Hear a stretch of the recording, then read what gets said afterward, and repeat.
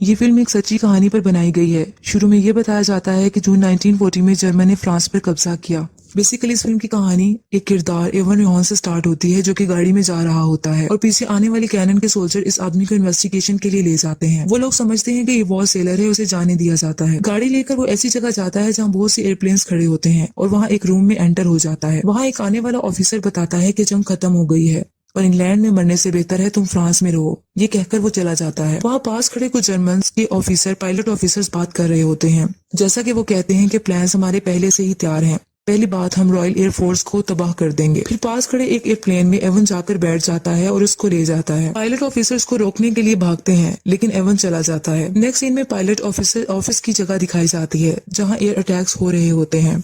इस तरह की स्क्वाड्रन 3 और 3 के पॉलिश पायलट्स होते हैं जो कि रॉयल एयरफोर्स को ज्वाइन करते हैं और इस तरह फॉरेन स्काइज के लिए जंग लड़ रहे होते हैं। एवन के पहुंचने पर इसके साथी इसको बताते हैं कि हमने जंग को जारी रखा जब तक तुम वहां रहे।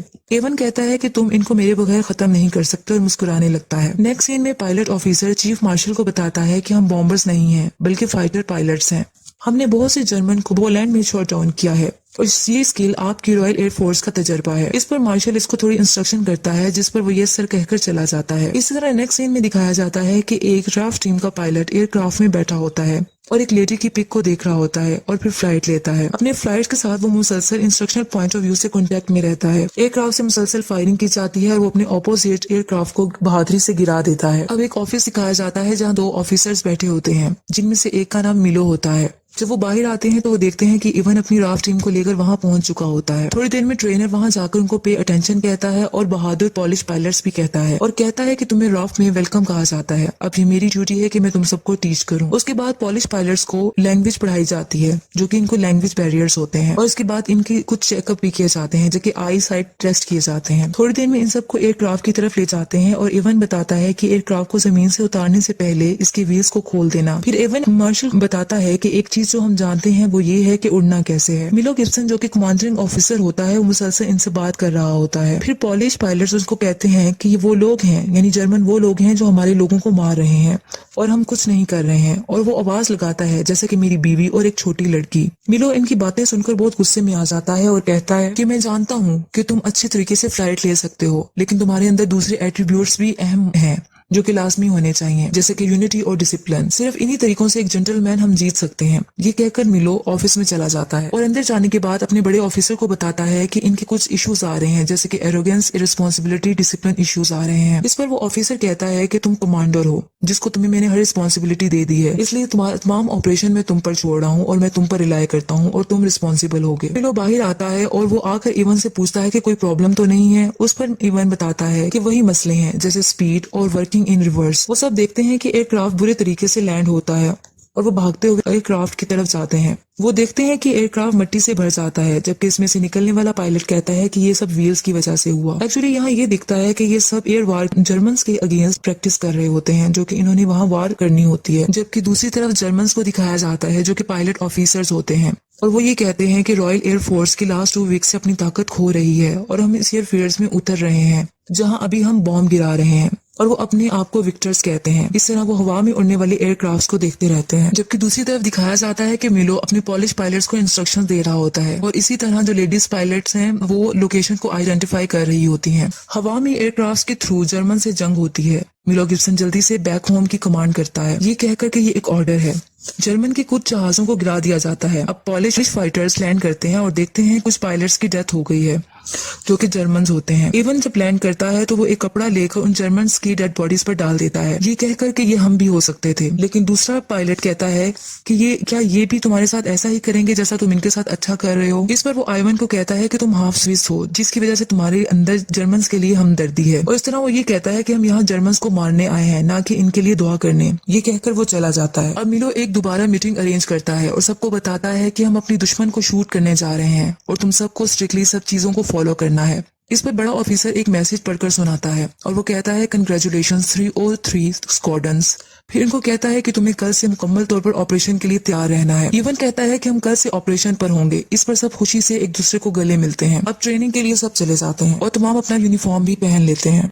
नेक्स्ट डे ऑपरेशन स्टार्ट हो जाता है और लेडी पायलट्स अपनी ऑफिसर अपनी ड्यूटी संभाल रही होती हैं। फाइटर पायलट्स की एयरफील्ड पर दूसरी फोर्स की तरफ से बम्बार्डमेंट स्टार्ट हो जाती है, लेकिन सब कामयाबी से फाइट करते हैं और दोबारा एयर अटैक शुरू हो जाते हैं। फिर दिखाया जाता है रॉयल एयरफोर्स टीम आपस में कांटेक्ट में रहती है। इस लड़ाई में रॉयल एयरफोर्स का पायलट एक उड़ते हुए एयरक्राफ्ट को जो कि जर्मन का होता है उसको मार गिराता है, जबकि दूसरी तरफ मिलो को इवन कहता है कि तुम जानते हो कि मैं बेस्ट हूँ। अभी वो ये बता रहा होता है कि इवन का दोस्त आ जाता है, जिसे लेकर वो रॉयल एयरफोर्स टीम की तरफ ले जाता है और कहता है कि देखो कौन आया है। सब उसे खुशी से गले मिलते हैं और इस तरह इवन बाहर आता है तो इसे एयरक्राफ्ट के मुतालिक एक आदमी के थ्रू बताया जाता है। वो आदमी से बताता है कि एरोप्लेन में गन कैमरास को इंस्टॉल कर दिया गया है और ये आपका ही आइडिया था। ये वाली गन्स 150 यार्ड से रिहार्मोनाइज्ड कर दी गई हैं, तकरीबन 137 मीटर्स पर। लेकिन इसका ये मतलब है कि आपको रियर क्लोज रहना पड़ेगा एक फासले पर और फिर इसको हिट करना होगा। ये इतना ही सही होगा जितना कि एक कैनन होती है बरतानिया के लड़कों के मुताबिक। रॉयल एयरफोर्स टीम की अगली सुबह ग्रुप फोटो ली जाती है कि अचानक से सायरन बजने लग जाता है और अनाउंसमेंट होती है कि टीम अपने एयरक्राफ्ट की तरफ जल्दी से भागें। ऑपरेशन शुरू होने का वक्त आ गया है और सब फ्लाइट लेते हैं और एयरक्राफ्ट के थ्रू फायरिंग शुरू हो जाती है,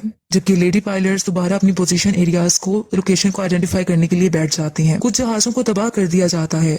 फिर एक साइन जाहिर होता है रिफ्यूलिंग और लैंडेड। जहाजों को रिफ्यूल किया जाता है और फिर से फ्लाइट होती है। रॉयल एयरफोर्स टीम के एक टीम मेंबर के एयरक्राफ्ट से बम्बार्डमेंट और फायरिंग होना बंद हो जाती है। इस पर ऑपोजिशन जर्मन की टीम से फायरिंग होती है और वो जख्मी हो जाता है और इसका खून बहने लगता है। इसका एरोप्लेन भी क्रैश हो जाता है और वो पानी में जा गिरता है, जहाँ इसको एक छोटी सी विक्टिम बच्ची इमेजिन होती है जो कि हंस रही होती है। आखिरकार वो पानी में डूब जाता है। रॉयल एयरफोर्स टीम अब खामोश उदास होती है क्योंकि इनका साथी मर चुका होता है। मिलो एक किताब रूडिमेंट्री पॉलिश पढ़ रहा होता है। अब दोबारा से एयर वॉर को दिखाया जाता है। एयरफोर्स टीम हवा में एक सुकून से फ्लाइट में होते हैं कि अचानक एक प्लेन पर अटैक हो जाता है और सब बहुत अलर्ट हो जाते हैं।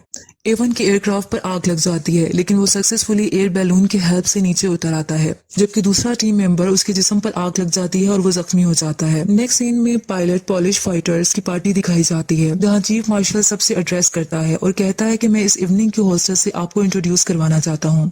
वो एक लेडी को बुलाता है जो कि आकर सबसे बात करती है और वो ये कहती है कि इवनिंग पायलट्स ब्रेव सोल्जर्स के लिए है, जो कि पायलट ऑफिसर्स के लिए है, जिन्होंने इंग्लैंड के स्काइज में हमारे लिए लड़ाई लड़ी।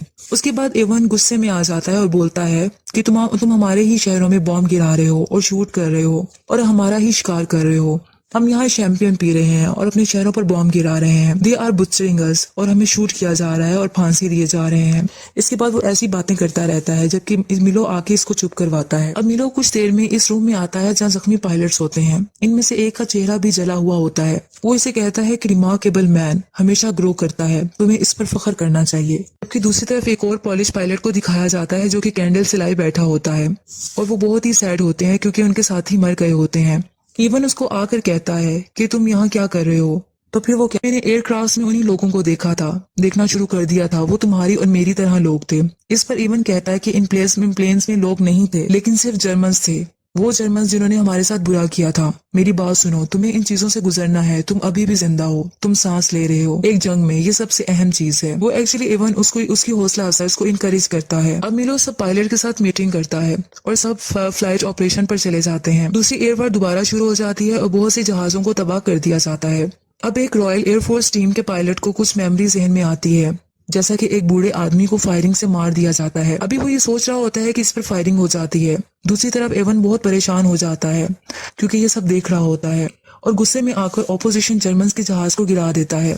जर्मन्स के साथ फाइट मुसलसल होती रहती है। अब पॉलिश पायलट्स के दो बचे हुए एयरक्राफ्ट नजर आते हैं, जिसमें से एक का इंजन रुकने से वो क्रैश हो जाता है। अब सिर्फ एवन होता है। एवन पर फायरिंग शुरू हो जाती है। अब सिर्फ एवन बचता है जो कि ओनली सर्वाइवर होता है। पायलट लेडीज देखती हैं कि ऑपरेशन की क्या सिचुएशन है और इनकी आंखों में आंसू आ जाते हैं।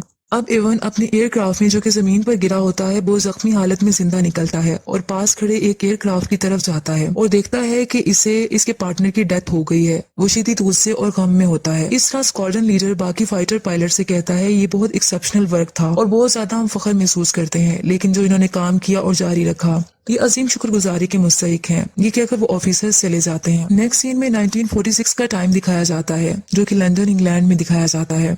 इवन जहाज उड़ते हुए जहाजों को देख रहा होता है और ये भी दिखाया जाता है कि वो शायद 3 दिन में मुल्क छोड़कर शायद अमेरिका चला जाएगा। आखिर में ये बताया जाता है कि स्क्वाड्रन 303 बर्तानिया में सबसे ज्यादा स्कोर्स करने वाले फाइटर थे और 145 पॉलिश पायलट्स जिन्होंने बर्तानिया की जंग में हिस्सा लिया, इन्होंने 203 तैयारों को गिरा दिया और रॉयल एयरफोर्स को स्ट्रेंथ को कॉन्स्टिट्यूट किया।